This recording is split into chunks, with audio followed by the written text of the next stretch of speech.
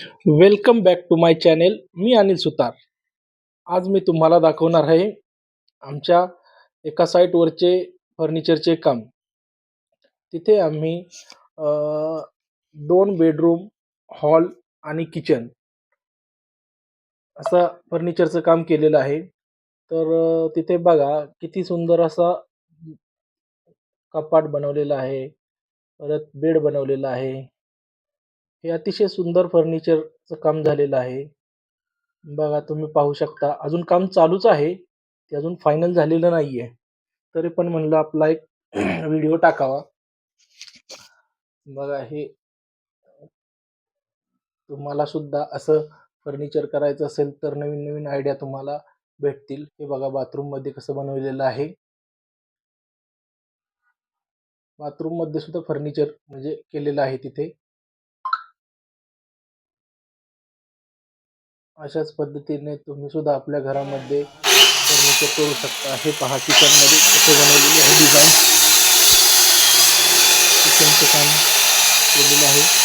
Kitchen मध्ये हे design मध्ये कसे बनवलेले आहेत.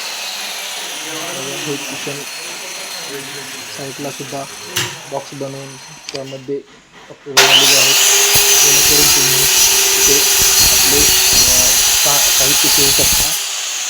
साईडला सुद्धा कपाट बनवलेले आहे. आमचे मिस्त्रीचे काम चालूच आहे. हॉलमधले बघा, हॉलमधील खूप छान असे डिझाईन केलेले आहे.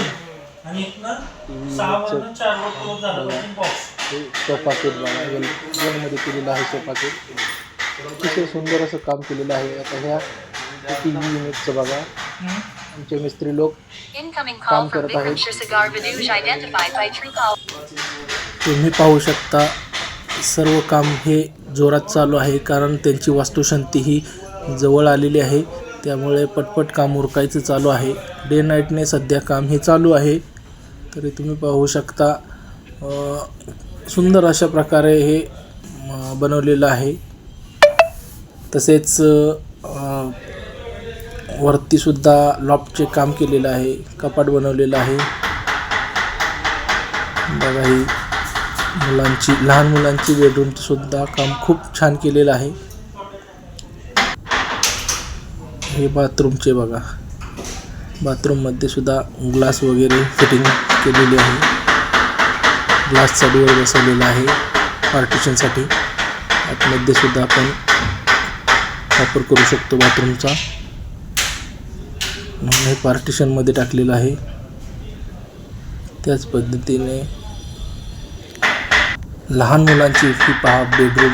लहान मुलांचा खूप छान असं बेडरूम तयार केलेलं आहे. 2 मुलांसाठी बेड बनवलेले आहेत छोटे छोटे, ते पण डिझाईन मध्ये बनवलेले आहेत. पाहू शकता तुम्ही. साईडला सुद्धा एक कपाट बनवलेलं आहे. बघा किती सुंदर अशी डिझाईन बनवलेली आहे. तुम्ही सुद्धा आपल्या घरामध्ये अशाच पद्धतीने डिझाईन बनवू शकता.